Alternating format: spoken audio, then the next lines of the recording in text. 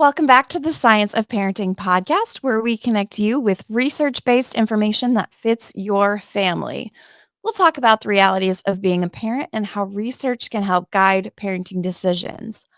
I'm Mackenzie DeYoung Skelling, podcast co host, and I'm a parenting educator. Today, our guest is our colleague in Health and Human Sciences and our friend, Melissa Wagner. Melissa is here to talk to us about how her family works to support curiosity, exploration, and problem solving in those preschool and elementary years. So, welcome to the podcast, Melissa. We would love it if we'd start things off with you just telling us a little bit about yourself. Well, thanks for having me. I'm Melissa. I work with the early childhood programs with Health and Human Sciences Extension and Outreach. I'm also the parent of an 8-year-old who just started third grade Mhm. and an almost 3-year-old and the step parent of a 19-year-old who has started her adult journey. Yeah. So, you've got a couple in that elementary, preschool age, and then you have one that's actually an emerging adult. Oh my goodness. So our focus today is going to be on those younger kiddos, but we can pull from that experience that you've had with your stepdaughter as well. Your two younger kids are actually about the same age as a couple of my nephews, and like I said, that's kind of the age range we're focused on today. So I'm actually really curious. I know the things that my nephews are into. I'm wondering if your kids are into any of the same things that they're into. So what are some of your children's favorite activities, interests, those sorts of things? I feel like it kind of changes every day, but right Sure. now, my 8-year-old, she just started volleyball. Ooh, She wants to do Clover Kids again. excellent. Uh, she loves to do Legos and anything arts and crafty kind of stuff. My 3-year-old, Mhm. he's just into anything with wheels, so cars, tractors, trucks. He likes building with blocks or magnetiles, and he's really at his element when he's in the dirt or sand or any Oh, type of water play. oh my goodness. Yeah, there's some things that overlap there for sure. And I know that we talked to Haley a little bit about this too, and she said some of the same things you said that I know that my nephews are into. Those sciencey things, the Legos, circuits, the crafts, all the crafts. You said crafts. She said her daughter's into all the crafts. I know my niece was too. Sports, those sorts of things. But yeah, it sounds like there's some overlap there. And, as we talk through that, kind of helps us to frame up our conversation for today. There's kind of STEM throughout all of it. Although, you might not think of crafts as STEM or sports as STEM. It still can be. And that's kind of where we decided as we talked about what do we want to focus on for this conversation. We could talk about all things parenting, but that might be more than one episode's worth. So we wanted to excuse me, we wanted to focus in on what is one topic we can talk about, and because we do have Sarah Nelson, who is all things STEM in her role, coming on the next episode, we said, why don't we just focus in on the STEM aspect of parenting? So let's focus in on those aspects of those things they like to do, and where does STEM come out in that, and how does that look like? What does that look like within your parenting journey?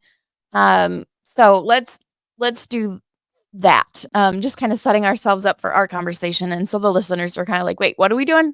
STEM. uh, Yeah, that sounds great. yeah, so we're going to focus in on kind of those research and reality pieces related to STEM and parenting, because it does play throughout. So to ground us in that science here, yes, that was on purpose. According to the National Science Foundation, the early childhood is a critical period for STEM development. And just as a reminder, STEM is science, technology, engineering, and math.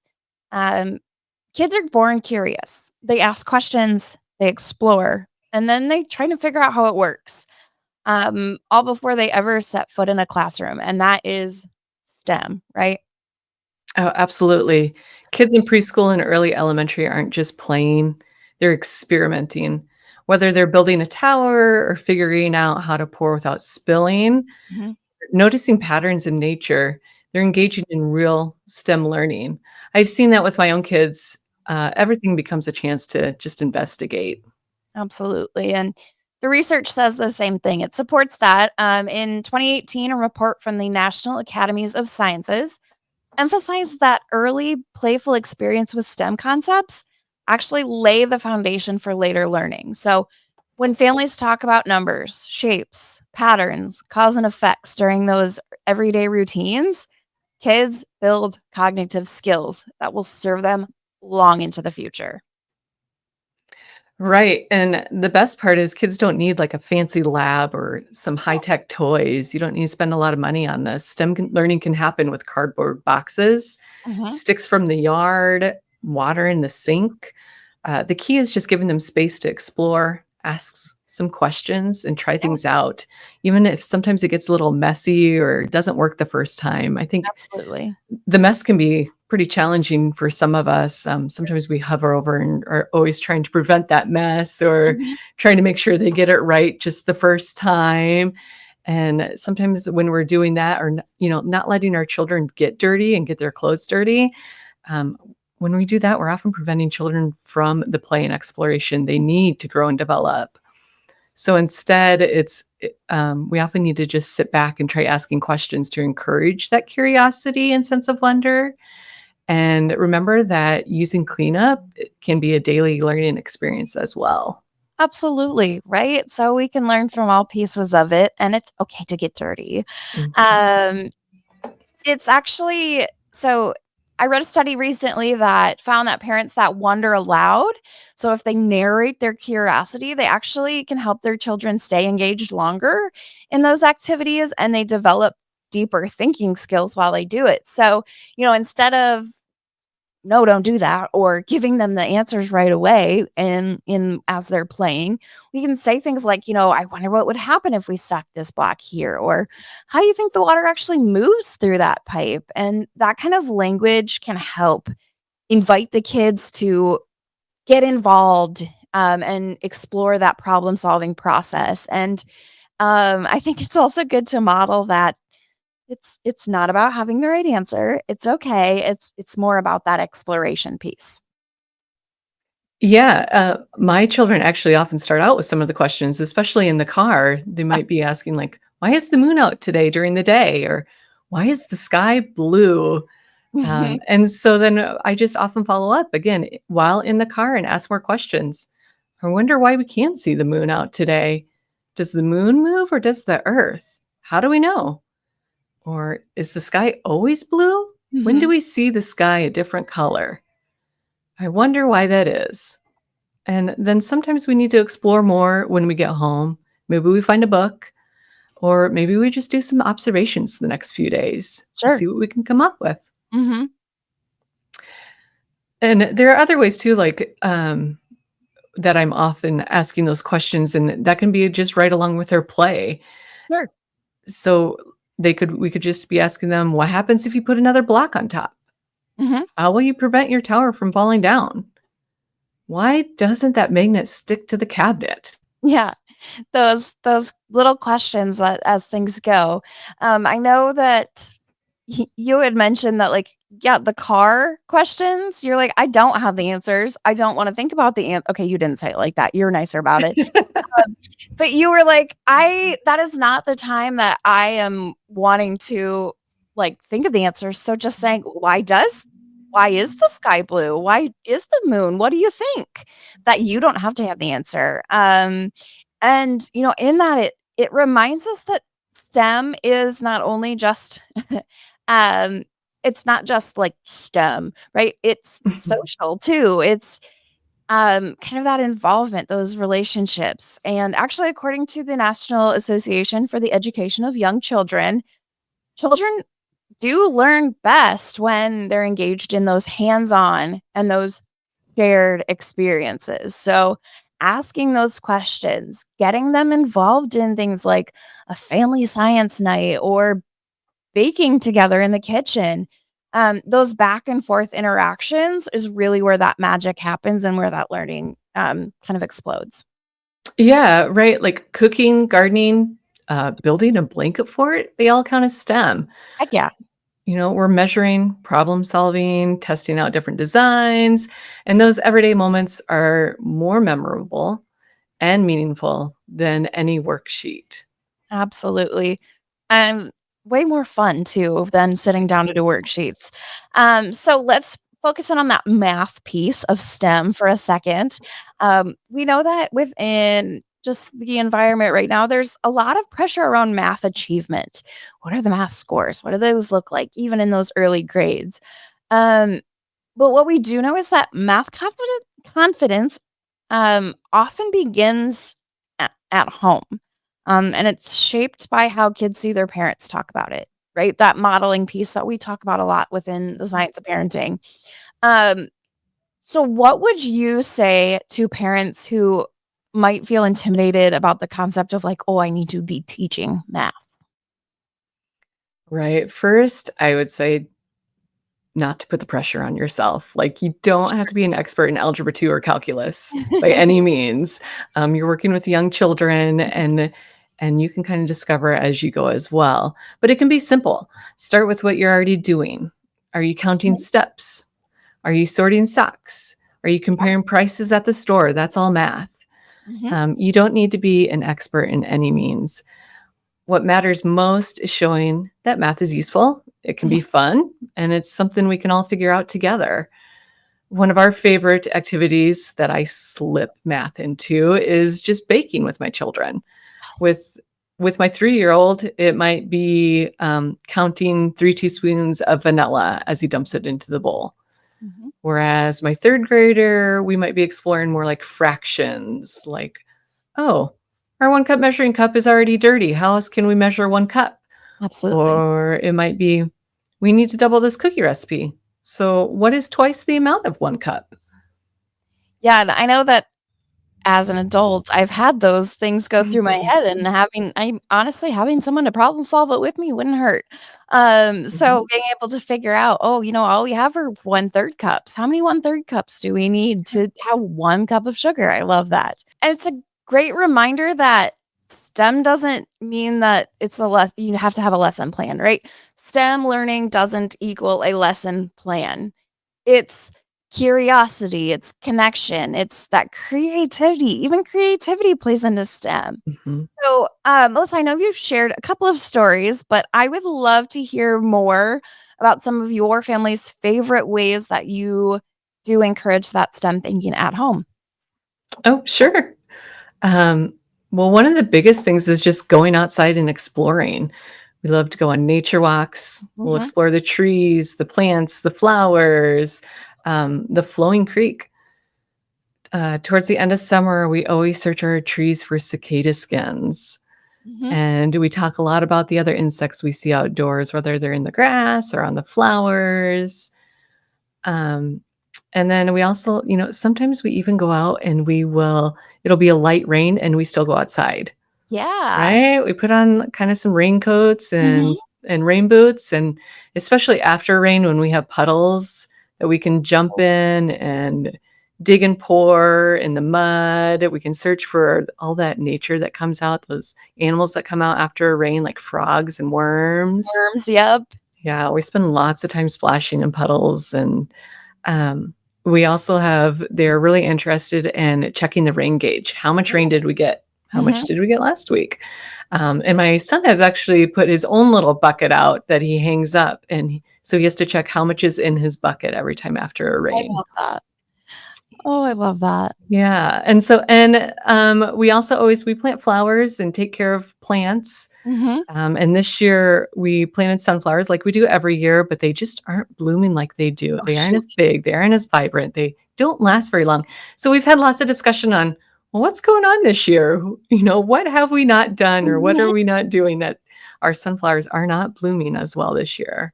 Oh, I love Yeah. that. So my dad, he's retired now, but he was an agronomist, and I'm hearing that you're basically doing agronomy. You're talking about rain levels and why the plants aren't thriving. So that's all Mhm. it's all science.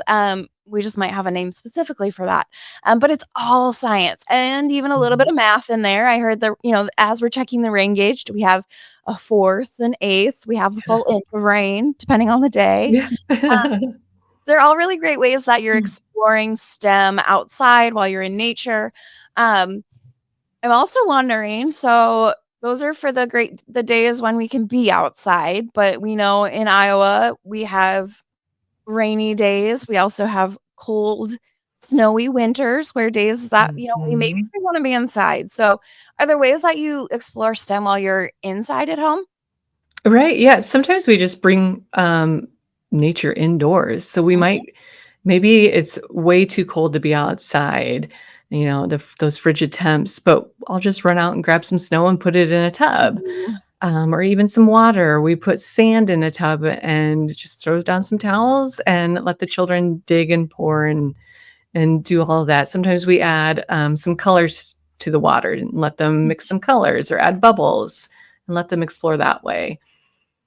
We also often save, like, shipping boxes, shoe uh-huh, boxes, and then get out all the arts and crafts stuff like pipe cleaners, glue, yarn, sure. craft sticks, and then just let their imagination soar. It's a great way to encourage problem solving and ask them Mhm. open-ended questions like, "How are you gonna get that to stick together?" Or, Right. "How are you gonna get that so it'll stand up?" Mhm. Um, and then another way is my son right now really loves, like I said, balls and cars. And so we might use pieces of wood or boxes, paper towel rolls, gutter pipes is also a great option to make ramps and test out, that fast, slow, and does this roll through, does it not? And all Oh, those different types of things. so much fun, and I have to say I'd be there right with you, doing the arts and crafts, doing the color mixing, and building the ramps and seeing how high we could probably get those ramps, and how far when the car goes off of the ramps we can make it go, right? Like, how far can that Yes. go? Absolutely, and those are all science, right? Those are all Right. pieces of what is the angle, what is the how high is it? All bits, of using those science words, throughout in that exploration. I love it. Mhm. Do you have any, like, I guess I'm thinking those were, like, materials. Do you have any toys in your house that count as, like, quote, "STEM education"? Oh, sure, yeah, it was, we have blocks, we have, Mhm. wood blocks, and then we have the Legos, and then we have the Magnetile blocks, all different types of blocks to build with. We also have marble runs, which are Ooh, really fun, yes. snap circuits, So much fun. um, and then just, like, rulers and measuring tapes too. My son Mhm. loves measuring everything right now. We measure the dogs, which one's bigger, but then that leads into a lot of questions too. Which one's bigger, smaller? Mhm. How do you know? The other thing he's really into right now is playing with a flashlight. So just something as simple as a flashlight and exploring shadows, as well as what's translucent and opaque, those big words that are Yeah, great for learning. great Um, words. it's kind of a science experiment for him. Mhm. Um, and my daughter loves her own little science experiments, Oh, which with sure. a few basic materials on hand, like baking soda, vinegar, and maybe Mhm. some food coloring, there's lots of different science experiments that you can find out there, and you can find them online. And a lot of those websites too will kind of give you the why behind Sure. it. So you don't have to be the expert at all at knowing why, but maybe it'll encourage you to find the right questions to ask them to help them explore a little bit. So, Absolutely. Yeah, so I think one of the pieces that we're hoping parents hear is that you don't have to be the experts in science, and I think that's something that we try to, weave in throughout is that you don't always have to be the experts on all these things, but, like, knowing that you can use those questions or use trusted resources that you can go to because you don't have to be the expert. Speaking of those trusted resources, I'm curious, so we talked about kind of the in-home stuff. One of the other aspects of parenting is being involved in out of the house, out of, those out of the house, but still maybe out of school activities. Are your kids involved in any, other extracurriculars that relate to STEM? oh yeah, we love seeking out community opportunities. 4-H camps You during bet. the summer, we check those out. There's a nature camp my children always attend every summer. Awesome. Sometimes there's special activities at the library, or we just visit a museum. And then my oldest was actually lucky enough to participate in an engineering camp, which she Ooh, just loved for several years. And these are all opportunities that can take STEM to the next level beyond what I can do at home, what we can do at home. It's just another step. absolutely, ways to get them engaged in those community pieces and Mhm. those out of home activities, and, as we're talking about it, I will just say that if you're listening and thinking, "Oh, but I wanna know more about that out of school," we next episode, right? We'll talk about that next episode. Sarah will talk in depth about what it looks like to get involved in some of those activities, what to look for, so don't worry about that in this episode. We're talking about kind of the at home, but start to think about what we can get involved in. So, um, looking at just those pieces of what your children are interested, those sorts of things. So kind of turning back to the home as we get close to our end here. Mhm. I have a question for you. So we've kind of been shaping this as our stop breathe talk piece, but I'm just asking the question as kind of our final topic of discussion. So my question for you is, how does a parent encourage STEM learning at home without turning it into more work or making it feel like kids are at school, even at home? It's a great question. I think the biggest thing is just you follow your child's lead. If they're really into dinosaurs or outer space or how the Mhm. toaster works, go with it. Keep it playful and relationship based. As I said, yeah, just keep following their lead. They learn best when they're engaged and curious and supported, and not so Mhm. much when they're feeling like they're going to be tested on something or they need to Right. get it right or perfect. Mhm. Instead of making STEM a task, make it part of your everyday kind of just rhythm. Like, how can you continue to ask questions, notice patterns, build something, building something together, or just Yep. celebrating their effort rather than always that end result and whether Mhm. or not it's perfect and they got it right. Yeah. Um, I think another key is also just to say, I don't know, let's find out together, right? To model that lifelong learning and the need for wonder and curiosity. Yes, I love that.